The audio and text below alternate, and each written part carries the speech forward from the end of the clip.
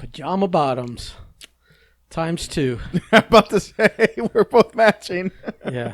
This would be less awkward if we actually lived in the same apartment. The same domicile. If we were roommates instead of you walking over here in your pajama bottoms. So we just got off the phone with the international superstar, man. That fucking guy. I'm already sick of his fucking It's only going to get worse, Ben. His big head shit. It's only going to get worse. Mr. TikTok now featured on, had 2 articles done on him. Just wait until he gets just for trying monetized food. enough to where he can quit his job to do this. Then he'll be impossible. Yeah, bare minimum over there, like bare minimum, and he's still just fucking. It's that thing he's got, man. He's still succeeding. He's got that fucking that aura about him. I don't know. The Kavorka. He's got the Kavorka, man. It's crazy. It's all chicks watching him choke down pickles and chocolate bars. And so now that our own AJ Ginazzo is famous in the UK for, I guess, spitting up their food. I don't watch. I don't know. I just saw the thumbnail. Yeah. It makes both of us look bad. Look. He just bare minimum. It's like he just buys this stuff. He takes a bite of it. He's like, "Well, this is good," or "This is bad." Sometimes overselling, but there's like no. He's very like light on the actual like descriptives and the like like he doesn't flesh out the TikTok at all. It's very just here's what we're here for. We're gonna do it. No bells and whistles at all, which is fine. Like, listen, if you build it, they will come. Apparently, and they're it worked for Kevin Costner, sir. Yeah, twice. So we missed you last week. We did miss me last week. We missed me this week too. You were busy. I was busy having a baby. You were busy fucking busy. Oh, I was busy watching a baby being birthed. You were busy pulling the dirt in over you while you lay down. Oh my God! In your grave. It's the most rewarding part of my life is being a father, sir. This is not going to be a warm and fluffy podcast. I will submarine all attempts at you, like conveying your disgusting joy and happiness. I need this kid to start causing you misery sooner than later. She tries. She tries to keep daddy up. She tries to live through the night, but then she's just like she's so precious and pure. Oh, so, yeah. God. Yeah, I know. You want one thing, Ben. You will not get that thing. This schmaltzy shit. I am 100% smitten by my daughter. Fucking happy. Oh God. And especially since it's a girl too. It's like so you're all so mellowed. You're gonna be all mellow and happy until she discovers boys. Then you'll go back into your crazy. We've been having conversations every day, and we've agreed that at 35 she's okay to date. Well, I'm sure that's jokey joke, but I know the harsh reality, Ben. I'm see, the fucked up thing for us guys is that when we were like 14, 15, 16, we knew those girls. Yep. Yeah. So, yeah.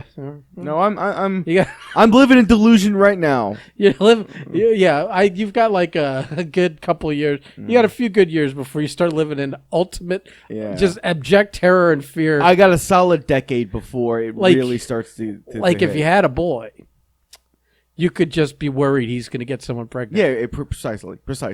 That's all you're worried about. It's so minor compared to the receiving end of that coin, which is so much more. Which is the other parent. But yeah. So like I said, I said it before. You weren't here for it. It was we kind of had I was trying to hold like a small candlelight vigil memorial service for you, and just seeing you with your pose. And all of your peace, love, and happiness, and you're forgiving of everybody, and everyone's got a clean slate because you had a child.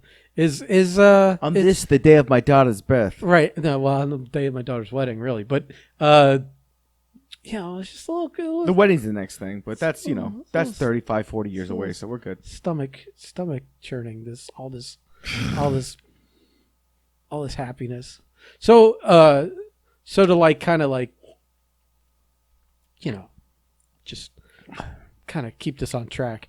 I need some of the horror stories from the hospital because I think they better be good because I'm expecting some good stuff. I know you had a run-in with an Islander, and Oh you. my God! I tried to joke and make it a racist thing, but No. I was just kidding. So, okay, so like 2 Fridays ago, we had a false water break, which apparently is a thing that can happen.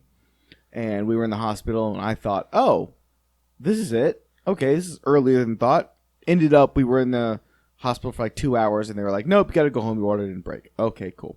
She had a doctor's appointment on that following Monday, in which the doctor told her, like, oh, yeah, we've got to induce you. So we set the inducement for midnight going in. What's involved with inducement? It's a Do people just like hide behind curtains and no. and you walk down a hallway and they try and scare you? Like no, it's a medical inducement. So they feed you drugs. It's drugs that help the cervix dilate, basically, because my wife wasn't dilating fast enough with the birth. I might need some of those recreational. I don't think they work for men quite like they do with I women. didn't say I'd be injecting them into myself. Oh, so we went in. I like a loose cervix. Midnight on a Tuesday, and they started. They gave her the inducement drugs, and it was supposed to take like. It could take anywhere from like 5 to 8 hours for your water to break. Blah blah blah. So we get like 12 hours in. How much water's breaking? Well, the water. Here's the thing: the water never broke on its own. So we get about. I want to say. What does that mean? What would it mean? I thought you said it did before. We got. Was that a horse riding accident? How's it not do it? It was like a false. It was a false water breaking. But what does that mean? Because when you get closer to the end, did she sneeze and pee? Yes, basically, basically. When you get closer to the birth, you have less and less control over your bowel movements. So there you go. All right. Bowel. That's not bowel. Well, all right. All the ones, the twos, the threes, the Bladder, fours, not bowel. Bladder, bowel, Please, all the movements. All the movements in the downstairs mix up, okay? You're fucking. So this is gonna get back to your wife. Everyone's gonna think she shit all over the place. She did not shit all over the place at any point. It was the one thing she was really worried about, and the one thing that didn't happen. So I guess. And if you're now scheduled for an inducement, you can fast in preparation for it. So so you don't shit everywhere. You're not supposed to eat 24 hours beforehand, but Yeah. I mean, Good luck timing that. So right around the time that like they induced her at like 1:30 in the morning, I think by the time we was prepped and we got all the like ins and outs. I mean, you fucking have all these nurses, all these tests. She gets to get hooked up to IV and all this other nonsense. About 1:30.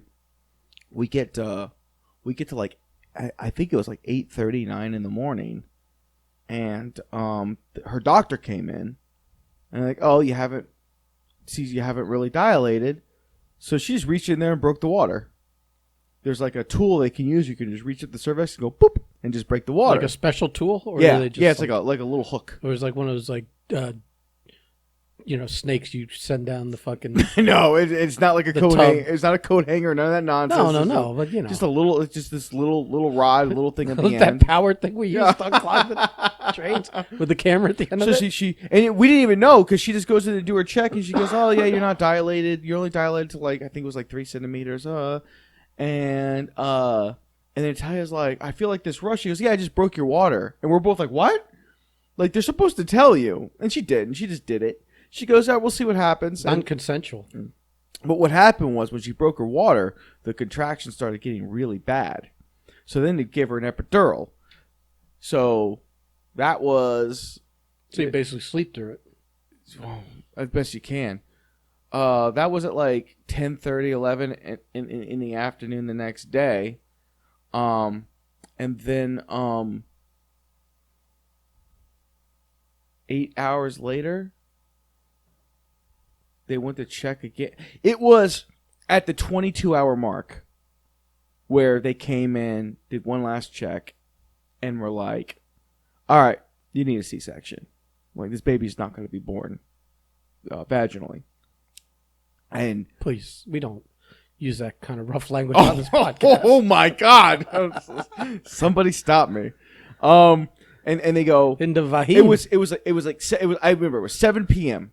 It was 7 p.m. and they go, on the 11th, 'cause we went in midnight on the 9th or 10th, whatever. Fuck. Listen, I lost a lot of sleep for a long time, so I'm just piecing this together best I can for the timeline. I just know it was 22 hours from the minute we stepped into the hospital. So around 7 o'clock in the afternoon, they go, yep, we're going to prep the room. We'll see you in an hour. So we had an hour to, like, come to terms with the C-section, which is the one thing that we were trying to prevent. Well, I assume everyone's trying to prevent that. Not everybody. Our friend Zach, his wife can't give birth naturally because of the car accident she was in years ago. And I just off the phone with him the other day. She's already got her plastic surgeon lined up and everything. They're just going to set the date to go on in, have the C-section, in and out. No inducement, no nothing, no nonsense. So some people do that, like the Kardashians do that infamously, where they just go in there and they have the surgeon while they're in there. Well, they're so used to being cut on that they're probably like, yeah, that's a lot easier. Yeah. Put me to sleep, cut me open, take it out, I'll wake up. And apparently, it's probably less painful than a nose And apparently, job. while they're in there, they just do light liposuction, Sure. just to get all that baby weight out of the way. Sure, Just why so you not? can get that Well, and then the you Instagram. don't have to deal with 10 hours of pushing and screaming and Exactly. sweating and grunting and tearing and ripping and So up to that point, like, when they told us that she was going to have to be, I mean, we were tired. I mean, there was a point where they forgot to switch out the epidural drugs, so she went without an epidural drugs for 30 minutes, and it was, I mean, she was in a lot of pain. what kind of negligence is that? It was okay. It was equal. Because is that like It was equal Is part. that like write us a check? It was equal parts their fault, equal parts my fault. So the machines, as they go off, would hit big warnings. There'd be warnings like, "Hey, something's amiss." Did you unplug one to charge your phone? No, I plugged one in because they didn't plug one in for the IVs. But then the machine and they showed me how to do all the resets and everything while I'm in there. And they're like, just hit the reset so it doesn't beep. Call us in and we'll change it. So it hit. I reset it. Why is this on you? I reset it. I told Natalia, I'm like, I hit the button. They said they'll be in a minute. I really had to take a shit. Thank God the story's getting entertaining. I don't need a blow-by-blow of a regular. I told fucking Natalia, I was like, when they come in, let her know. And of course, my wife, she's just like, oh, okay, she's in so much, like, just on so many different drugs. So when I go to take the shit, the nurse comes in, and I guess that information never was crossed. I assumed it was taken care of, and then a half hour later, she's out of epidural drugs. And then they immediately switched the bag out, but it took an extra 20, 30 minutes for it to all take effect. Why? I'm just like, how do you get roped into? You're paying so much money for every fucking thing they do in a hospital. Why are they giving you fucking jobs? They weren't. They knew I wasn't going away. I mean, listen, I'm sure in retrospect. Well, it's like keep the kid busy because he wants, so he's not underfoot. But still, it shouldn't be something. I heard the word several times. You're such an attentive husband, Ugh. which we both been in the service industry. We know what that means. That means this motherfucker won't go away. Because even like when Sylvie was born, I mean, dude, when the nurses, I was right there. I was right there at all times. You're making sure they don't switch the baby out. Not so much that. I just wanted to. Honestly, I was seeing what they were doing because, like, right off the bat, they were swaddling. Listen, we watched videos. I've got diagrams, but still, you never fucking know how to swaddle a baby until you're actually doing it. Took me quite a bit of time to get that really down pat.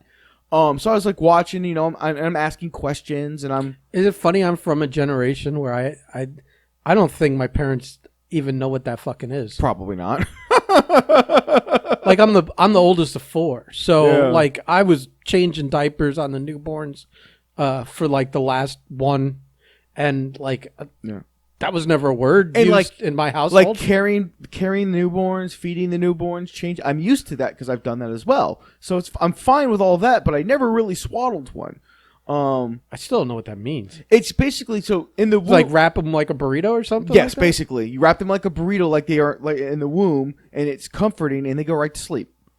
Oh, it's like one of those little sweaters to get a dog when it's fucking storming outside, I don't know that comparison. like a thunder shirt, I don't know that. because it calms their shit. You know what, Ben? I'm just gonna give it to It's you. like a because- de-stress. It's like a de-stressor. So like Sylvia will cry and we can't figure it out, and I'm like, oh shit, she needs to be swaddled, and I'll swaddle her, and boop, she'll be in bed in like 5 minutes. Really? Yeah.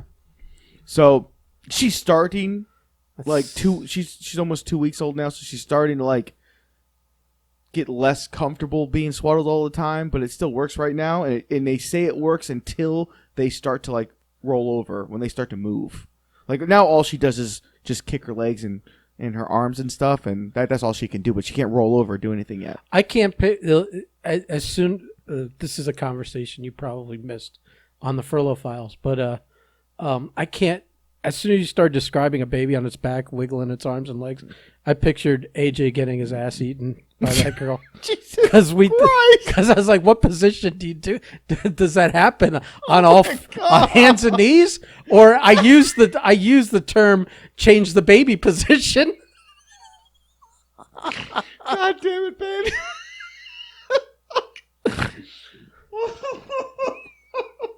Well, that image isn't leaving my head anytime soon.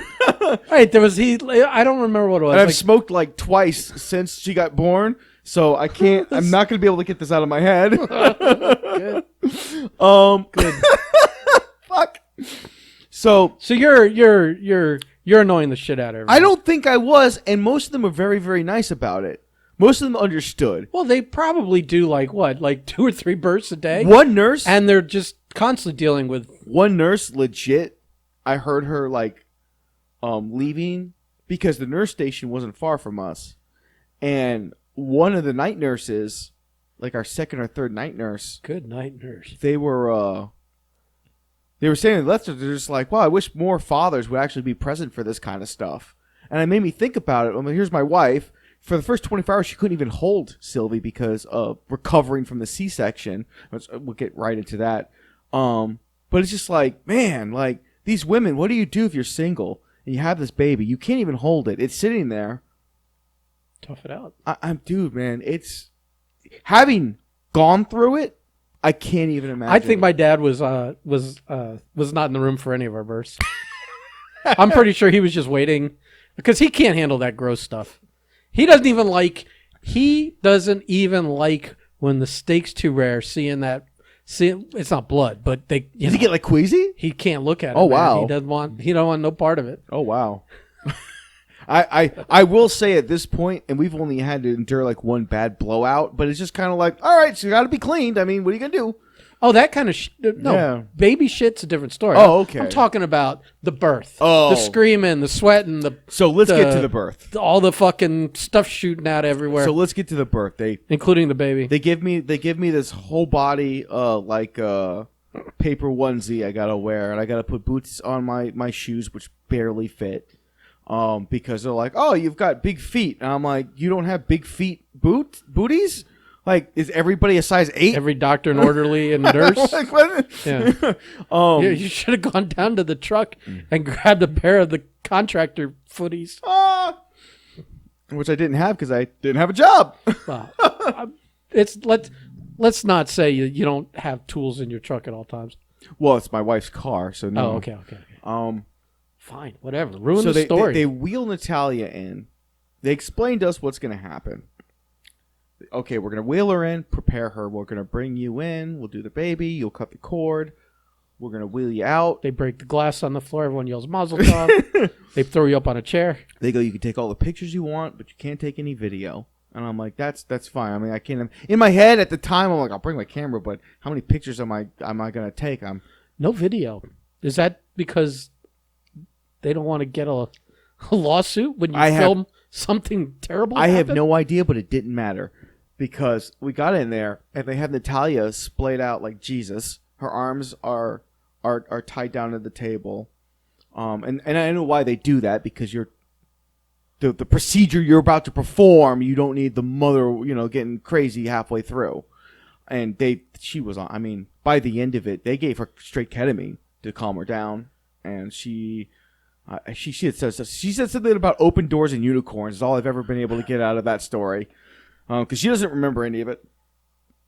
She just remembers at one point the doctor wanting her to bring the baby close to her, and I remember this too, where she's like, "Not right now. I can't have her see me like this. Can't ever see me like this." So I'm sitting down next to her face. There's a curtain, a big curtain, and it's just like I've heard from several people when it comes to C-sections, like, don't look over the curtain. And I'm like, that's fine. The curtain's big enough. I've got no reason to look on the other side of there. The baby thing's over here to my left. We're good. We're good. I'm not going to see anything that Did you God catch a doesn't mirror? intend.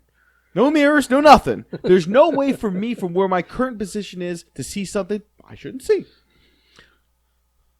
So it's like we're in there for like 10 minutes before they start the incision, and Sylvie comes out, and bless my daughter, they bring her out. She doesn't make a peep for the first minute. They put her on her table, and she finally cries for like 30, maybe 20, 30 seconds, and then she just lets them do her thing. Whatever they got to do, all the tests and everything, make sure she's all right, Natalia's drugged up, in pain, but she seems okay given the circumstances. When they pulled Sylvie out, they're like, "Do you want to take pictures?" So I literally just took my camera and just put it over the curtain like this. I'm sitting down. I just put it over the curtain and just pressed click a bunch of times. Did you catch like the corner of the room? Nope. Didn't see anything. And I felt proud. I was like, No, but I'm saying, when Yeah. you took the pictures, were they like not even of what you're supposed, No, they were all of my daughter. And in those pictures, you really can't see too much. So they're fine. Like I showed them to Natalia later. We're okay with them. Nothing that shouldn't be seen was captured on my video camera or on my phone. But my hands are starting to shake. I'm sitting there comforting her the best I can. They're just shoving morphine down the fucking tube. And they're like, "Do you want to cut the cord?" And I was like, "Okay." And they're 10 feet apart. So I'm like, "I'll be right back." I turn around. They bring me over to see my child for the first time. And I there's no sense. I mean, I was crying like a motherfucker. Okay. It was one of the. You're shattering all the fucking. I don't You give worked. a fuck. You worked very hard to create It's this. dude, anybody who went to my wedding knows that I get super emotional about Yeah, these but you things. didn't invite a lot of people. To your That's wedding. true. So I'm super emotional. They give me the scissors to cut the cord, and what they have is they've only cut they have a foot left, and they've already clipped her part right next to her belly button, and they're like, and they have another clip, and they're like, it's like a 2-inch spec, like any placement here, and my hands are shaking like a fucking crackhead. like fucking Doctor Strange halfway through the fucking trying to figure out how to use his hands again, and I cut through it. And then the mall opens. I cut through it. I immediately give them back the scissors because I didn't think I could hold them. I finally get a little. I'd be like pocketing shit, going like, "You guys are fucking Dude, I charging way was too much. I'm taking shit so home with me." nervous. I was so nervous. So I'm sitting there over Sylvie. I finally get to like touch her for the first time, and she's not, first off, she came out not nearly as like dirty or as like covered in. She wasn't really covered in much. She was very clean. This wasn't like a Ghostbusters 2. No, at all. Not at all. And like I'm counting 10 fingers, I'm counting 10 toes, I'm making sure everything's in the right place. She's got 2 eyes. When her eyes open, I'm like, thank God you've got 2 eyeballs. Like I'm just doing all the checks, man. And she's my daughter's beautiful. And as I'm doing that, Natalia starts to complain that her heart hurts. And now I'm in an entirely different stratosphere of thinking. So I shoot over, but my back is to the table. My back is to the table, and she's behind me to my left. But Ben, what have I done for 15 years of my life? Professional wrestling. How do you feed, Ben? Feed to your left. So I feed around because it's just a natural motion for me to do, and I just see behind the curtain. And I'll never get that image out of my head, man. I'll just never get it out of my head. Was she closed up? No. Oh. No, she was not. And You saw it to the abyss. yes, I did. And in fact, I remember yesterday was on the phone with Zach. I'm like, Zach, listen. He's like, well, hey brother, any advice? I'm like, Zach, I'm gonna tell you this, and I know you've heard it a bunch of times before, and I know you're gonna say like, yeah, I've got this. I implore you, whatever you do in your life or the next, do not look over the curtain. Don't do it. Please don't do it. I didn't do it on purpose, and now I have to live with it for the rest of my life. And he's like, oh, everyone's been telling me. I'm like, please don't look. So, they ended up giving her some ketamine, calmed her down. They took me and Sylvie to the room. And here's the thing, is like, they wheeled my daughter's in the cart she stayed at for our entire 4-day stay at the hospital. They wheeled her in the cart. I was right behind her. I'm still shaking and everything. Natalia assured me that, here, back to that. So the obstetrician grabbed my phone to take pictures of us, but he starts talking video all over the place. And I'm like, I thought they said no video because I can do what I want. I'm like, okay. Like, I do what I want. I'm not going to say no, dude. I'm literally just shaking. The emotional collapse is happening. We get back to the room, and I'm just sitting here trying to collect myself. My daughter's, she's just sleeping. It's the calm before the storm where they come in and they put all the tags on her and all that. Like, they do put the GPS and they put the one tag on her in the room. At no point during our stay... But do they have a GPS on the bracelet? There's a GPS on her ankle, and then there's a bracelet that matches me and Natalia's bracelets for identification. So the baby can't leave the hospital without all the alarms being set off. And that's the crazy world we live in, huh? And she has another bracelet. It's like a double verification that she's our child. Right. But at no point in 4 days what does the GPS look like? It's just a little But I mean, is it pink. something that can be cut off or something, or is it? It looks like it had a wire inside the strap. Oh, so it's like a house arrest thing. Kind of, yeah. If you fucking break that circuit, it'll go off too. Yeah, exactly. Okay. Yeah. So that makes sense. And at no point was she we had see how I'm like thinking how to steal a baby. That's all I'm taking away from this. I guess I'm out of the baby stealing business. There are times they offered to take her to the nursery to give us rest and time, but I was like, no, I need my child around me at all times. If for no other reason, preparation for when we're out of here, and that she's here. There's nothing we can do. We can't ask anybody to come take her. So I just we just need to get through it. But anyway, so we get back there. They leave me alone in this room. I'm in this room for almost a half hour because they come in to do the stuff with her. Which room? We were on the bottom floor in one of the delivery rooms that we didn't end up using. Oh, you mean you were still in the delivery room? Yeah. Oh, you were in the House of Horrors or still? No. Oh. The OR that Natalia was in is a separate room. Okay. We would have given birth in this room should everything have worked out aces, but it didn't. So bring us back to that room, and I'm just sitting here collecting myself. And then Sylvie starts to cry. I know she's hungry. And I'm looking around. Did you pop your titty out? While no one was looking. I hit the nurse's thing. I'm like, hey, man, I need a bottle. She's hungry, and there ain't nothing else I can do. I got some McDonald's over here, but what are we going to do here, Chewing up a baby burger. They bring in the bottle. I feed her. I change her. They bring Natalia in. She is 18 sheets into the wind. She's not even on this plane of existence right now for the first couple hours. She's totally out of it.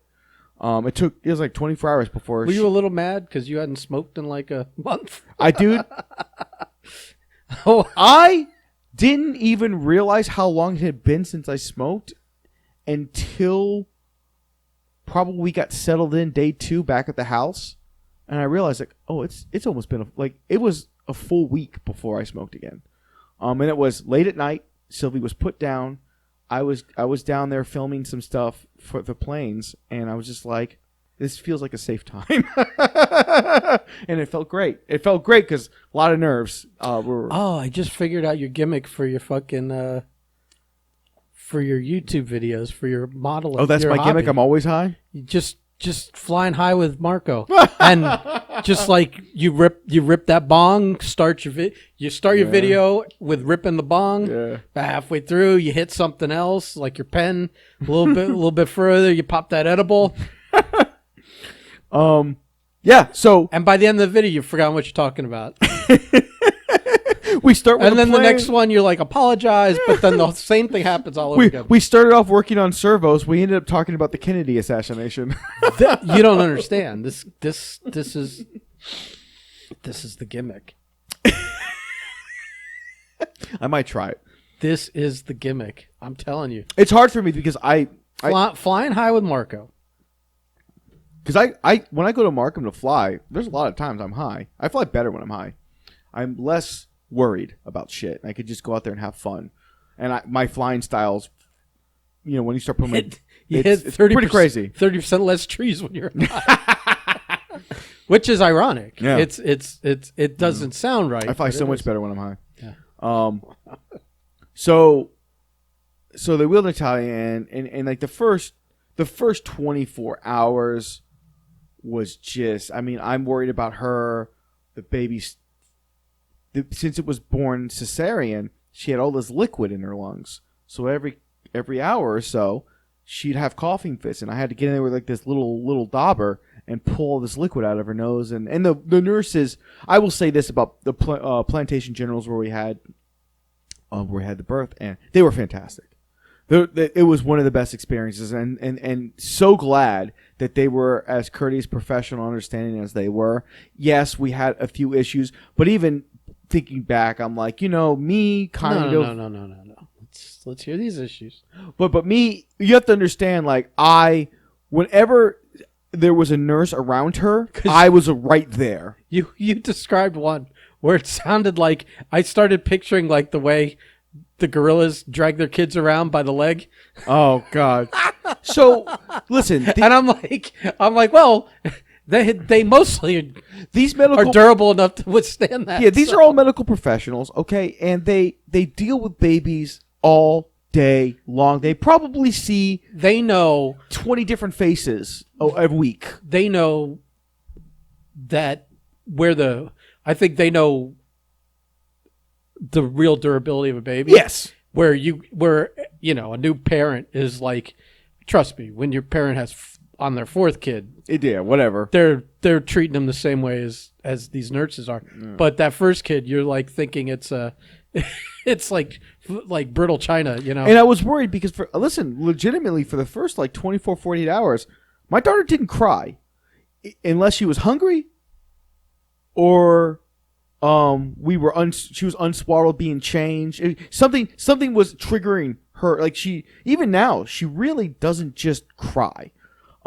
which is a godsend. Obviously, Maybe not having to go through the trauma of being squeezed through something like toothpaste through a tube, where you're just like released. That was my brother's first comment when he saw her. He was like, "Huh, this is what a head looks like when it's not pushed through a vagina."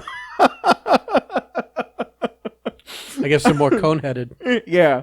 But that's what I'm saying is that maybe there's something to that. I don't know, where it's like you didn't have to go through this harrowing experience for your first moment. Like the one thing I'll never forget was they cut Natalia open. They're pulling Sylvie out, and the first thing the doctor says is like, "Oh yeah, this baby wasn't coming out any other way," and I'm just sitting there like, "Oh, we went through all this hell." You don't understand. My wife, 22 hours of feeling endless contractions because of the medication she was on. I can't even imagine. We both looked at each other afterwards. We've been like, next time if it looks like it's a 50-50, we're just going to schedule the C-section and not have to put her through this before again. It might just be the way to go. It might be, man. I will just yeah.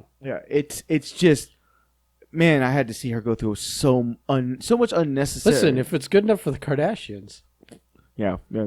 and for Zach's wife, well. She has medical conditions. She can't because of the rods in her back, and she literally cannot give natural birth. But it's advantageous because her family's in the medicine field. They own pharmacies and everything, so they know all these people. She's already got this top line plastic surgeon lined up and shit. So good on them, man. If you have like basically take away from this is like you have the opportunity and you have the if you have the village that you have the contact where you have the good plastic surgeon and you trust that, do that. Because, man, I got to see Natalia for 22 fucking hours suffer, and I got to tell you, man, that it sucked a lot. Really, especially when there was no payoff.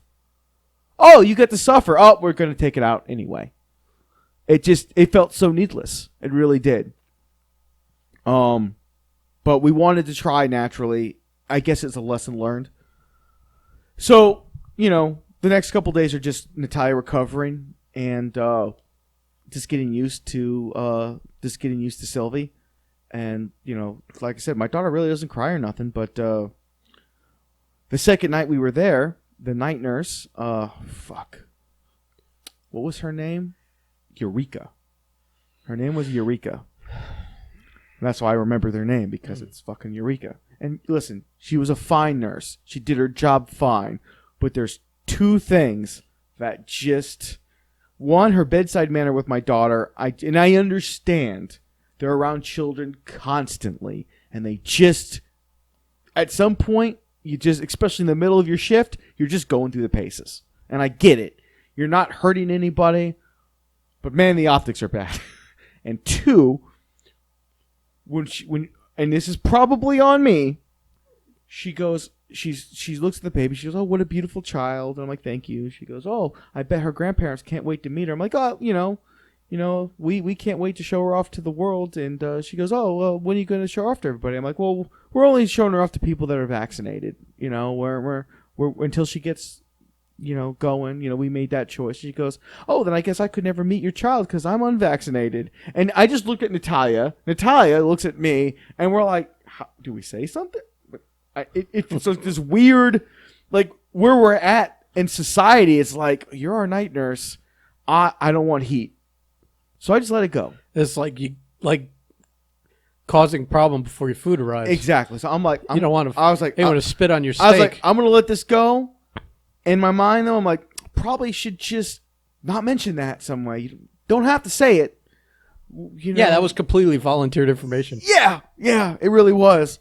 And I think she might have got a little annoyed with me because she was responsible for giving Sylvie her first bath, and I was, again, right there. And, I mean, I guess I could be accused of being like a helicopter parent at this early age, and fuck it, I don't care. It's my daughter, and I'm going to be there. Here we go. I get it now. This is going to be the guy getting in fights at the soccer game. Probably. Oh, listen, when it comes to sports... Jesus, dude. And she's gonna be tall. Like, her feet are like huge. Like, her footprints are like half the page what they stamped them. And I'm just like, how do you have such big feet? How do you have my feet all of a sudden? Like, can't you be born with little feet and get big feet as you go? Like, you just get born with like these flippers? And she's got like my toes and everything. She's gonna be tall. She's gonna be at least 6 foot. So she's gonna be, and she's let's mark this here. We'll see.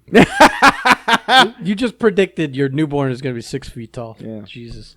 But I mean, man, the worst part so far has been when we got her home from the hospital and she got colic, which is just a gas buildup. But we didn't know that, so our daughter is just screaming in the middle of the night, and we don't know why. And I was like, oh, yep, all the goodwill from the hospital's gone, and now this is a baby. Here we go. But then we found out about the colic, and we've been dealing with that for the last week, and we kind of got that under management. Again, she's only crying because she's in pain. babies really only cry if they need something, unless they're, I guess, monsters. And I don't have one of those babies, thank God. So far, we're not even 2 weeks in yet, so I'm knocking on wood here. One would say the better they are now, the worse they'll be later. Who knows? Who knows? It could be, I think that's going to be a product of her environment and a product of her upbringing. Well, I think at 2 years old, once they get their swinging arms and their running legs underneath them. Oh, nothing defeats the terrible too. Is my niece is going through it right now. She's starting the early stages. She's like 22 months. She's almost 2 years old. So. And she's starting to go that way. But her thing is, like, my brother got lucky because her thing is when she gets mad, she just dead fishes, just flops on the ground, and just does like those angels, like snow angels. Yes, like snow angels. She just does that. She doesn't even cry. She's on the fence. She's like, no. She says no, and just dead fishes, and that's like her thing. So I'm like, you don't even get to throw shit. That's how you taste the belt. That's how you taste the belt. I don't think that's ever. You know how many times my dad had to pull out the belt but not use it? All he had to do was crack that motherfucker, fold it in half, and make that snap sound. That's that. Not me and my brother. Me and my brother got we got spankings quite now. I didn't say it was we deserved always, every last one of them, though. I'd say it was always, but you have to every now and then you have to know what it. Like you have to taste the belt. You got to, just so that when you hear that sound, you remember the taste of that belt, and you go. It's like a hypnotist. He snaps the belt. And you're like, oh, what was I doing? All right, I'm good now. I'm good. I'm good. It is. I apologize, Father. We're good now. Yeah. So other than we're learning micronapping, learning to set our sleep schedule with our daughter. All these words I never heard when growing up. Like last night was the first night where all three of us were in the same room sleeping at the same time. And that's only because I was holding her and I got yelled at for holding her because she has to sleep in the bassinet. It's not safe for her to sleep in my arms. Like I'm going to roll over on my kid or something. You might. Nah. Listen, she yawns weird. I wake up. It's like this is something. Like if she makes the slightest movement that's not normal or natural or shouldn't occur at the time it's occurring, I'm immediately up. And obviously she's just not doing anything but baby stuff. But I'm just like, and then I go back to sleep. You worry about shit, man. You know Natalia. She's like, we have to worry about SIDS. We have to worry about this. We have to worry about that. I'm like, I can't sit there. And I can't worry about every little thing that could go wrong. All I could do is do the things. Like worrying about stuff doesn't accomplish anything. It's the worst thing in the world. The best thing in the world to do is just do everything you can as right as you can do it. She breast milks. She breastfeeds. So she breast milks. She breast milks. She breastfeeds. And because of that, she realized the other day, she's like, I got to change my diet entirely because Sylvie's eating what I'm eating. So now she's back to not being. There was like a week long when we got out of the hospital. She's ordering pizzas. She's fucking getting like all the stuff that she couldn't have during her pregnancy. And I'm like, I'm telling you, I don't really think you should overdo it here. And why couldn't she have a pizza? No, there's nothing wrong with that. But then you're saying she's having stuff. She read a few articles that her diet may directly affect Sylvie's colic. No, she's like, I'm poisoning my child, and I'm like, you're not poisoning the child. You don't have to. She's like, I gotta cut all dairy. You don't have to do all that. You just can't eat it like an asshole. Like if you want pizza, we'll have pizza one night, but let's not have pizza every night, and we're good.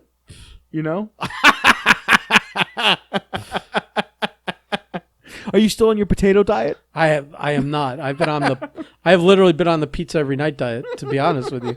I have proven that you can eat like an asshole and have pizza every night. But you're not breastfeeding, Ben. I'm breast milking. If you're breast milking, I'd go see a medical professional. Just to set my wife off, there was an article I read where some woman, she was breastfeeding her child, but she started oozing milk from her armpits as well. Apparently, it's like a thing. It's very, very rare, but it's a thing that can happen. So I sent the article to her. At least twice, I've seen her check her pits after taking a shower. Do a pit check. That's fantastic. But yep, so it's been. There was an old movie called Rabid that starred Marilyn Chambers, who was a. This is like such a weird tangent, but when we started talking about Out of the Armpit, it was a horror movie by I think Cronenberg, and Marilyn Chambers was famous as a porn star for this movie called Beyond the Green Door. It was like, it's just like historically significant. But so she did some mainstream acting after that, and she was in this movie called Rabid, which is filmed in Canada, you can tell. And what is that supposed to mean? I mean, I'm just saying it took place in Canada. Okay. Like they weren't kayfabing it, saying it was New York. It was like they were naming real towns in Canada. And stuff. Oh, okay. So that's what I meant by you could tell. And apparently, she had a motorcycle accident right in front of a plastic surgery place that was doing like some kind of like experimental stuff that they were also doing. And so they brought her in and they treated her and they skin grafted her or something like that. And she ended up with this thing in her armpit. Oh my God. That was like, it looked like a bee stinger that would come out of what looked like a vagina in her armpit. Oh my God. And it would jab the person and suck their blood. And then it would turn them into like a rabid. And it was like, she was like the first vampire she was infecting others. And the whole city started to become these rabid people. She was like spreading this like human rabies. She was the monkey. She was spreading like this human rabies and like draining the life out of people with a little like a little worm with a poker on it that came out of her armpit. So when you start talking about milk coming out of armpits, Jesus. that's the only thing I pictured. Oh my goodness. As you can tell, I'm kind of a film buff. Yeah, just a little bit. Just a little bit. So yeah, we've done the rounds as far. The funny thing is, I saw that movie on like free TV, like in the like 80s or like late 70s. They just aired that fucking movie on TV. I've never heard of it before. Rabid. Yeah. It's got a famous movie poster, and the movie poster is of this like of the chick like dead, kind of stuffed in a freezer. Like a stand-up freezer kind of thing, and it's just this iconic poster. Anyway, it's this thing in the armpit. So, no milk though. No, sorry. So yeah, we've just been. I think the last week and a half has just been acclimating to the our new life. Of Party of Three's Company. Yawn. Yawn. So you're Mr. Popular. Everyone wants to see you. Everyone wants to see the baby. Everyone but you, Ben. No. I'm not coming over. I refuse. I might be bringing that baby over September 5th, though, yeah, for other nefarious reasons. I figured. So. I'm like, well, I'll see it eventually, Oh, yeah, of course, when she, graduates high school. Yeah. I'm just not the person that's to come over to witness and poke a baby for 2 seconds and go, you did a good job. And then leave, just to have that. It's like I saw the pictures, I don't need to confirm it's actually alive, It's like I believe you. And she doesn't really. I mean, she started actually. Like I said, I'm meeting. Am I meeting the baby? The baby doesn't know who I am. That first week she wasn't doing much but sleeping, but now she's starting to wake up a little bit. She's starting to crack smiles and starting to show a little bit of personality. I like that we're already planning jokes and using your baby as a prop in the jokes, though. Yeah, but this particular joke's a good one, Ben. This is a good joke. I can't wait. And the unwilling participant, he has it coming. Boy, does he. Yes. That boy thinks he's going to bring a girlfriend over to our place and not get put through the ringer. If he's not doing it on purpose, it's the single worst decision of his life. Yeah, I think AJ may be right that he's using us to break up with this girl. And it'll probably work. And my daughter will be an unwilling participant in her first rib. That's fantastic. Speaking of ribs, get ready. Uh-oh. Get ready. Uh-oh. I'll be buying that the cockroaches are big in the bag mail. of plastic cockroaches and fucking with your wife now that she... Give her a week or two. I don't want her to pop a stitch, but please. After that... after the After she's all healed up, she's in for a good run of pranks. I've really built up, like, not being able to do that when she was pregnant. Really built up some interest on it, So like, she's got it coming. She's like the baby weight's just like coming off so quickly. I didn't think it would come off so quickly. I'm like, it's only there for the baby. Like, no. No, listen, we all seen these big fat mamas walking around after giving birth. They gained 70 pounds, had a 10-pound baby, and they're shrugging like, what? Oh, well. It was an excuse to fucking... Natalia didn't have that issue. It was an excuse to eat everything in sight.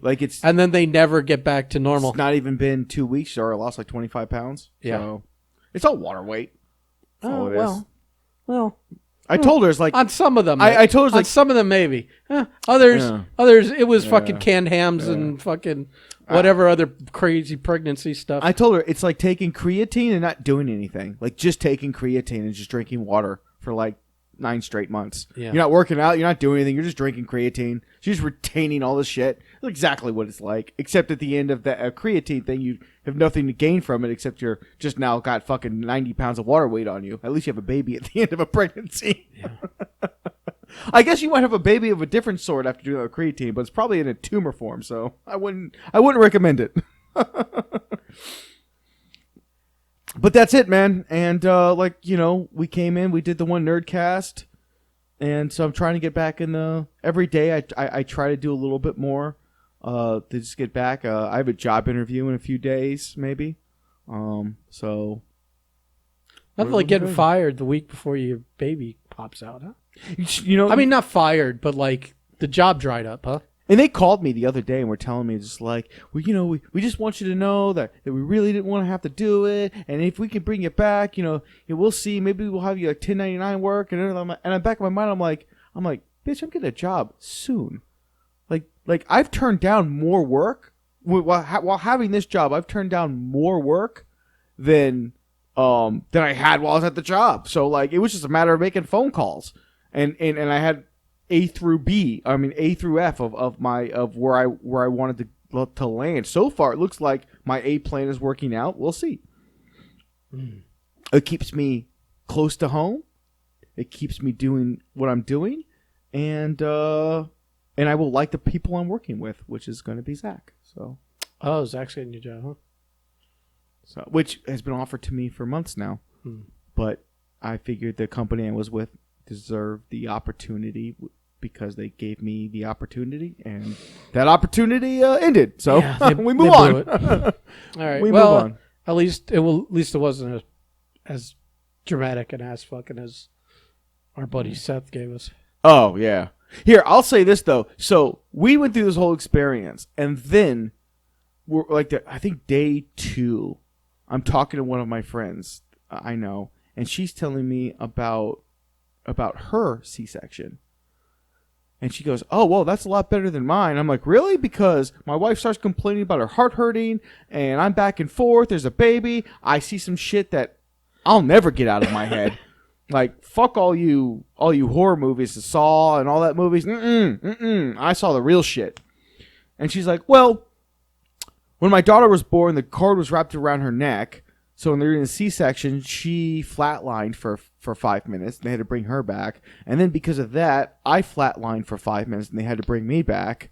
And then she had problems again after me. And I'm sitting in my mind, I'm like, I'm so glad you didn't tell me this before we did this. Because I can only imagine standing outside that fucking OR, waiting to come in with that shit in the back of my mind. You'd have been the master of panic. Bro, it would have been the worst thing. And I'm already like, especially, you know me, I have to be in control of situations. I had no control. None whatsoever. I'm a standby. I may as well be the watcher. It's funny you say that with as little you're in control most of the time. All right. I think that's enough. I got to pee really bad. 10-4, man. 10-4. Well, we're getting back in the breeze here. Everybody like, subscribe, what's enough with the fucking... What? Enough with the baby talk. I'm not talking about baby talk. This was your one and only. I'm trying to get people to fucking listen to us. The birth. The birth? The births. The births of the baby. I was like, let's get this out of the way. The baby's births. Let's just pull the Band-Aid off like we're evacuating Afghanistan. Ow! Tell your baby story, and then we're done. Oh my goodness. I'm just kidding. I'm sure you did a great job. I'm sure you're. I think I'm winning the dad game right now. Very early on. I mean, It's a long race. I had a good start. These are the kind of comments They're gonna come back and fight me in the that are ass gonna in 10 fucking years. take a huge chunk out of your ass. Well, I'm sure, Ben, you'll be the first to remind me when they happen. Oh, if you don't think I'm listening back and fucking isolating fucking lines and throwing them in a folder. He's got like a terabyte hard drive off to the side of just stuff to call back on him, Marco. Yeah. Things Prime said. Dumb shit Marco said. All right, everybody. Okay, bye.